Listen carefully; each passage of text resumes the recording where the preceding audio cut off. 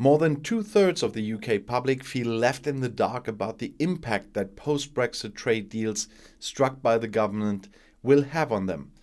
The International Trade Secretary Liz Truss has been tasked with establishing bespoke deals with worldwide allies after the UK regained the power to negotiate its own trading terms by leaving the EU last year. Well, she managed one new one. The rest is rollover. But while a host of rollover deals with countries have been secured, mirroring the terms that had initially been in place when a member of the European Union, and fresh agreements with, well, kind of fresh with Japan and Australia have been signed, a survey has found that Britons feel the government has not been open about what the bilateral treaties entail. The survey of more than 3,000 UK adults found that 67% felt the public receives too little information from ministers about trade deals, with only 7% recording they knew that the UK had a deal in place with Japan, but not a good one.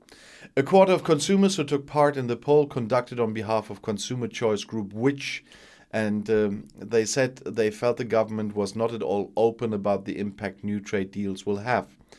These figures were highest in Northern Ireland, where dissatisfaction among unionists over the Northern Ireland Johnson Protocol, which effectively keeps a part of the UK in the EU single market for goods to prevent a hard border with the EU member Ireland, has been escalating since it came into force. The majority of Northern Irish respondents said Boris Johnson's administration had not been forthcoming about what the trade deals meant for their nation. There were devolved fears elsewhere as well, with a third of consumers in Wales and 41% in Scotland recording that they were not at all confident that trade deals agreed by Westminster ministers would reflect the specific needs of their parts of the Union. It's England ministers. Meanwhile, there was a strong feeling that UK standards should be upheld in post-Brexit wrangling.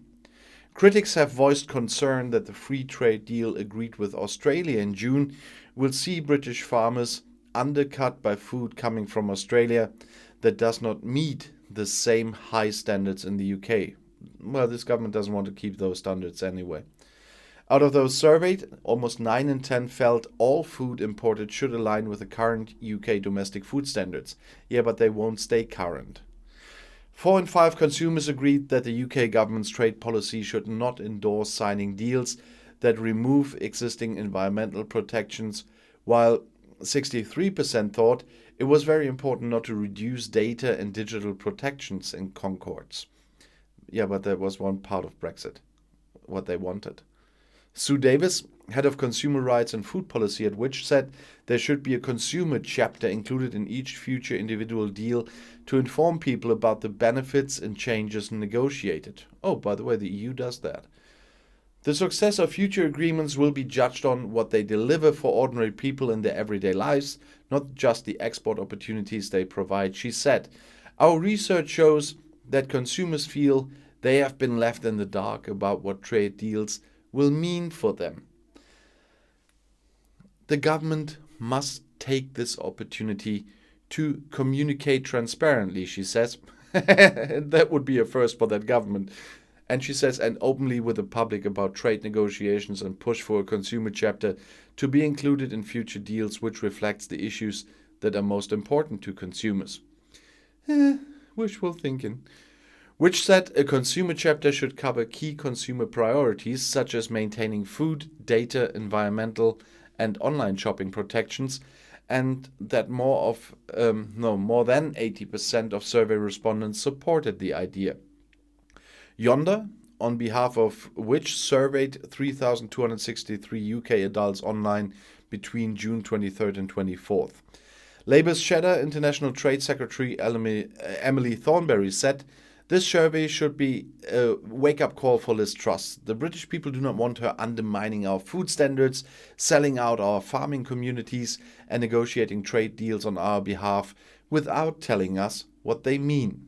A spokesperson for the Department for International Trade said, free trade will grow our economy in every part of the UK and deliver jobs, better living standards and higher wages.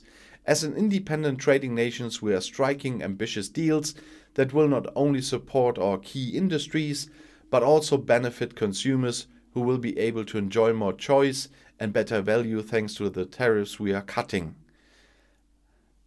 Our climate change and environment policies are some of the most ambitious in the world, and we will not sign trade deals that compromise our high environmental protections, animal welfare, and food safety standards. If this spokesperson kept a straight face while saying this, he either didn't understand the trade deals Liz Truss has negotiated, or he's lying to the public, because the ones really benefiting from any trade deal except the TCA is the financial sector. And in this case, the government's guys' friends. There's a lot of things what's getting worse with the changed rollover trade deals like Japan and Australia. So, I'll see you in my next video. Bis gleich.